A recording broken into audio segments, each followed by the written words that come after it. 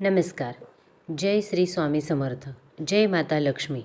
जय भगवान श्री विष्णू. स्वागत आहे तुम्हा सर्वांचं माझ्या चॅनलवर. तुम्ही जर या चॅनलवर पहिल्यांदाच आले असाल तर कृपया करून चॅनलला सबस्क्राईब करा. व्हिडिओ जर आवडला तर व्हिडिओला लाईक देखील करा आणि कमेंटमध्ये हे देखील सांगा की तुम्ही हा व्हिडिओ कुठून पाहताय. मित्रांनो, वर्ष 2026 जवळ येत आहे आणि या वर्षाची सर्वात खास गोष्ट म्हणजे सर्वात शुभ महिना पुरुषोत्तम मास नेमका कधी सुरू होतो, त्याचे महत्त्व काय आहे, कधी समाप्त होत आहे, त्याचे अर्थ काय आहेत, या महिन्यात नेमके काय करायचे आणि कोणत्या चुका टाळायच्या, हे आजच्या व्हिडिओमध्ये मी तुम्हाला सांगेन. आपण संपूर्ण कथा पाहूया. आज मी तुम्हाला अतिशय सोप्या भाषेत माहिती सांगणार आहे. जर तुम्ही माहिती देत असाल तर सुरुवातीला ओम नमो भगवते वासुदेवाय अशी कमेंट करा, जेणेकरून भगवान विष्णू आणि माता लक्ष्मी यांची कृपा तुमच्यावर कायम राहील. आपण इंग्रजी कॅलेंडरमध्ये लीप वर्षाबद्दल ऐकतो. कॅलेंडरमध्ये एका दिवसाने महिना वाढतो, पण आपल्या हिंदू कॅलेंडरमध्ये संपूर्ण महिना का वाढतो? चंद्रवर्ष आणि सौर वर्षातील फरक भरून काढण्यासाठी हा अतिरिक्त महिना जोडला जातो. चंद्र सुमारे 28 ते 29 दिवसांत 12 राशींची परिक्रमा पूर्ण करतो, तर सूर्य एका राशीत सुमारे 30 ते 31 दिवस राहतो. यामुळे चंद्रवर्ष सुमारे 354 दिवसांचे आणि सौर वर्ष 365 दिवसांचे होते. जर हा 10-11 दिवसांचा फरक तसाच राहिला तर ऋतूंची व्यवस्था बिघडेल. त्यामुळे सुमारे 32 महिने 14-15 दिवसांनी अधिक मास येतो. शास्त्रानुसार या महिन्याला सर्वोत्तम महिना मानले जाते. या महिन्याला विशेष महत्त्व दिले जाते कारण भगवान विष्णूंनी स्वतः या महिन्याला माझे नाव द्या असे सांगितले आहे. श्रीकृष्ण, श्रीराम आणि भगवान विष्णू यांच्या पूजेला या महिन्यात अद्वितीय महत्त्व आहे. याला मलमहिना, मलमास असेही म्हणतात. जप, तप, दान, पूजा, स्तोत्र, पाठ याचे फल अनेक पटीने वाढते, असे शास्त्रात सांगितले आहे. या महिन्यात काय करावे? नंबर 1, श्रीमद भगवद्गीता पठण. नंबर 2, विष्णू सहस्रनाम पठण. नंबर 3, पुरुषोत्तम मासाची कथा. नंबर 4, श्री रामचरित मानसाचे पठण. काही विशिष्ट परिस्थितीत किमान दररोज 108 वेळा ओम नमो भगवते वासुदेवाय या मंत्राचा जप अवश्य आहे. एवढ्या लांब स्तोत्रासाठी वेळ नसेल तरीही मंत्राचा जप करा. या महिन्यात एकदाच भोजन करण्यासारखे व्रत ठेवल्याने पुण्य मिळेल. परंपरेनुसार असे केल्याने शरीर हलके राहते आणि जप करण्यासाठी मन स्थिर होते.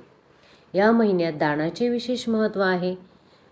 दान करण्यासाठी 1 नंबर गहू, 2 तांदूळ, 3 मूग, 4 दूध दही, नंबर 5 तूप, नंबर 6 आवळा, 7 तांदळाचे पीठ, 8 जिरे साखर, खजूर इत्यादी दान केल्याने ग्रहदोषही शांत होतात. तसेच अधिक मासात दीपदान खूप महत्त्वाचे मानले जाते. आता मुख्य मुद्दा म्हणजे 2026मध्ये येणारा हा शुभ आणि अधिक मास नेमका कधी येतो? 16 मे 2026 शनिवार या दिवशी वैशाख महिन्याची समाप्ती, शनी अमावस्या. 17 मे 2026 रविवार या दिवशी ज्येष्ठ महिना सुरू होतो आणि याच दिवसापासून संपूर्ण महिना हा पुरुषोत्तम मास धोंड्याचा महिना राहील. 21 मे 2026 गुरुवार हा पुष्यमृत योग अत्यंत शुभ आहे. या दिवशी विशेषतः सोने आणि चांदी विकत घेतल्यास ते अनेक पटीने वाढते, असे धर्मग्रंथ सांगतात. धोंड्याच्या महिन्यात अनेक जण चांदी खरेदी करतात. चांदी लक्ष्मीला प्रिय असल्यामुळे या दिवशी चांदीची वस्तू खरेदी करणे खूप शुभ मानले जाते.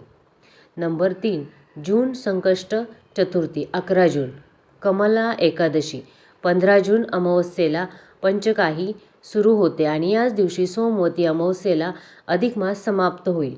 2026मध्ये अमावस्येमुळे अधिक फळ मिळणार आहे. अंगारकी संकष्ट चतुर्थी वर्षातून 3 वेळा येणे हा अतिशय शुभ काळ मानला जातो. शास्त्रानुसार अंगारकी व्रताचे फल सर्व संकष्ट चतुर्थीच्या एकत्रित पुण्यासारखे असते. धोंड्याच्या महिन्यात मुलीला जावयाला चांदीचे दागिने देण्याची परंपरा आजही अनेक भागात आहे. चांदी शुभ आणि हृदयासाठी चांगली मानली जाते. तसेच ती धनवृद्धी करणारी धातू आहे. दोस्तो, 2026मध्ये येणारा अधिक मास हा अत्यंत महत्त्वाचा आणि वर्षातील सर्वात शुभ पवित्र काळ मानला जातो. हा महिना पुरुषोत्तम मास आहे. याला माधव मास असेही म्हणतात. पूजा, जप, दान, पाठ, सेवेचे फळ 100% मिळते. या महिन्यात अनेक लाभ आहेत, पण काही चुका केल्यास त्याचा परिणाम वर्षभर राहू शकतो. त्यामुळे आज आपण जाणून घेऊया की या महिन्यात कोणत्या 2 गोष्टी चुकूनही करू नयेत, ज्यामुळे पुण्य कमी होते, आणि कोणत्या 3 गोष्टींमुळे घरात आनंद कमी होतो. या महिन्यात कोणती कामे करू नयेत? 1. लग्न, साखरपुडा, गृहप्रवेश, नवीन कामाची सुरुवात, नामकरण, मुंडन यांसारखी मोठी शुभकार्ये कौटुंबिक सुख शांतीसाठी या काळात करणे टाळले जाते. मांसाहार, कांदा, लसूण आणि मसालेदार भोजन खाऊ नये. या महिन्यात मांसाहारी भोजन, कांदा, लसूण आणि मसालेदार भोजन खाऊ नये. कोणतेही नवीन काम सुरू करू नये. सामान्यतः या महिन्यात नवीन कामे, नवीन घर, नवीन वस्तू, दरवाजांची सुरुवात, नामकरण, गृहप्रवेश, लग्न, मुंज, वास्तुशांत यांसारखी मोठी शुभकार्ये टाळली जातात. कारण हा महिना पूजापाठ आणि आत्मशुद्धीसाठी समर्पित आहे. घरात भांडणे, क्रोध करू नये. हा महिना शांततेचा आहे. जपाचे उद्दिष्ट असते भांडण केल्यास पुण्य नष्ट होते असे म्हणतात. 4. सूर्योदयापूर्वी उठणे टाळू नये. या महिन्यात ब्रह्ममुहूर्तावर उठणे अनिवार्य मानले जाते. उशिरापर्यंत झोपल्याने पुण्य कमी होते. 5. देवाच्या मूर्ती अशुद्ध ठेवू नयेत. अधिक मासात मंदिरातील सेवा, पवित्रता आणि स्वच्छता यांचे पालन करावे. धूळ, तुटलेल्या मूर्ती ठेवणे अत्यंत अशुभ मानले जाते. 6. कठोर बोलणे, निंदा, चुगली बिलकुल करू नये. अधिक मासात चुगली, निंदा किंवा वाईट बोलणे टाळल्यास पुण्य खूप वाढते. खोटे बोलणे हे 6वे पाप आहे. या महिन्यात केलेली पापे अनेक पटीने वाढतात. 8. जास्त झोपणे, आळस टाळावा. तप, ध्यान आणि उपवास करताना खूप आळस केल्यास पुण्य नष्ट होते. नंबर 9. घरात विखुरलेला जुना कचरा, घाणेरड्या वस्तू ठेवू नयेत. विशेषतः घरातील कचरा साफ करणे अत्यंत शुभ आहे. 10. कंजूसपणा, दान न करणे ही मोठी चूक आहे. अधिक मासात दानाचे पुण्य 100 पट वाढते. दान टाकल्यास 10 पट अधिक पुण्य कमी होते. देवाचे व्रत अर्धवट सोडू नये. सुरू केलेले जप, व्रत आणि पठण मध्ये सोडून देणे चुकीचे मानले जाते. नंबर 12. मांस, मदिरा, तिखट पदार्थ, क्रोध वाढवणारे खाद्यपदार्थ टाळावे. या महिन्यात अधिक तामसी आहार घेतल्यास पुण्य कमी होते. 13. उशिरा भोजन करू नये. रात्री उशिरा भोजन केल्याने शरीर आणि मन शुद्ध राहत नाही. नंबर 14. अनावश्यक मोबाईलवर रील्सवर वेळ वाया घालवू नका. हा जपाचा महिना आहे. मोबाईलवरील किरकोळ मनोरंजन कमी करावे. 15.